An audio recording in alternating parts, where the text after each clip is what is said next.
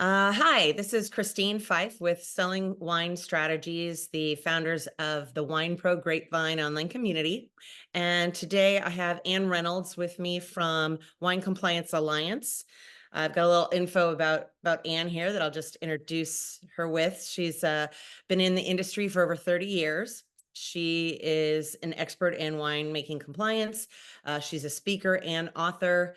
Her experience ranges from working for several wineries and labs and cellars, eventually becoming an expert on compliance. She's worked for some impressive Napa wineries, including Sterling, Beringer, and Mondavi. Her expertise includes database management for bulk wine, label design for compliance, training in compliance systems and subjects, site trial audits, and state and federal licensing. Did I get all that right? Yeah, it's quite a mouthful, but yes.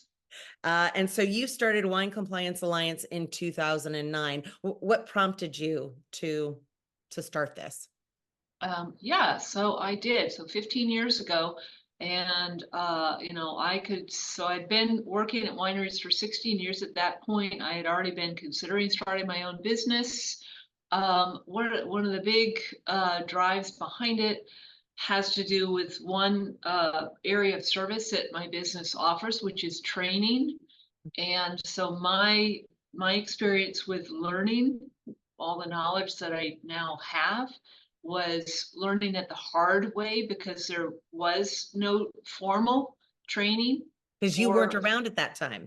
exactly. Yeah, that was the late 90s when I essentially started doing winery compliance work. I was working at Sterling Vineyards in Calistoga at the time.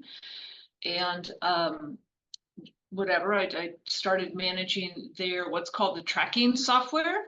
Wineries will use databases where they're entering in, all the activities that happen at a winery, starting with a load of grapes through to bottling, and essentially that's compliance.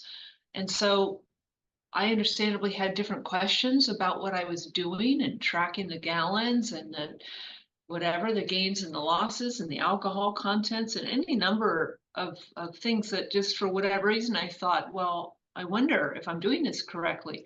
And nobody could give me the answers. So I started looking around again. This is the late 90s.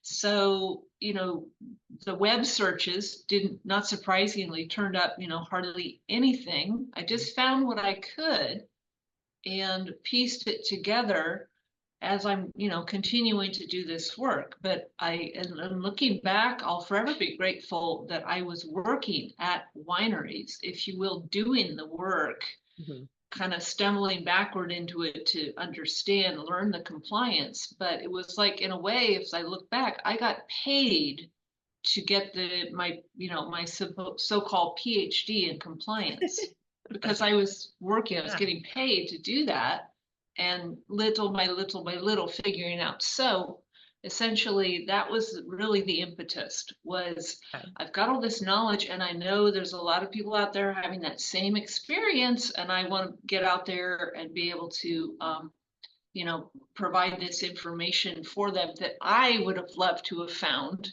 when I first started. Okay. So give us a little overview of what types of services you offer through Wine Compliance Alliance. So we essentially have three areas of service. So across the board, wineries are our clients. And so the first area of service is where an existing winery, we will manage what I have come to call the wine production leg of their winery compliance. Most of that is federal, the branch that is now called the TTB. Every single winery in the United States has to report to that agency. Again, they're federal.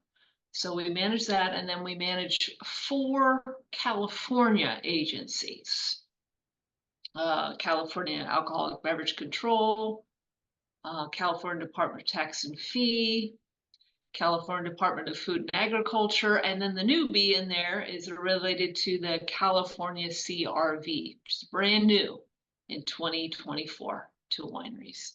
So we're managing the, like I said, I call that the wine production leg, because every single winery in the country, although predominantly we are interacting with California wineries, so a winery could approach my office and say, would you take over managing all this reporting for us? We offer it as a package. Mhm. And so we're there, and if you will, more or less a very part-time version of a compliance staff person, because most wineries in this country are not going to have a full-time compliant. You have to be pretty big Yeah. to be in that world. So that's the first area. The second area is individuals who are just wanting to get started with their own wine business. They Mhm. need to talk to an office like mine. We have our discussion. I gather some information about what are their plans for their business. What do they plan for making wines? Do they grow grapes? Will they buy grapes? And then really, really specifically about who are they plan to sell to? Because that tells somebody like myself, okay, here, you can either, have this type of license. It basically comes down to two different kinds of license options for a new wine business. And so that's another very, the phone still, I never know when the phone is going to ring for somebody contacting my office in that category, new, Right. just starting a business. And then the third is our training area. And so far, I mean, that has a couple of offerings where a winery again can contact my office for like a one-on-one. And Mhm. I've done that in the past where I literally go out to their site. We kind of have a checklist of topics and documents and Q&A that gets covered about how different reports are being managed and who is doing what, and all just kind of in a broad overview. And then I provide them feedback and follow up based on that. So you're Or training them how to do it themselves. Okay. yeah, I knew I wanted to provide, as I mentioned, yeah, we will manage it for them, but I knew I always wanted to provide a teach how to fish Yes. option. Yeah. And then the other part of that training is we do have 4 online courses now. Okay. We created the Winery Compliance Training Academy in 2021. So far, 4 courses, but courses will be continuing to be added. So that's, as individuals go and purchase a course and they have lifetime access, they're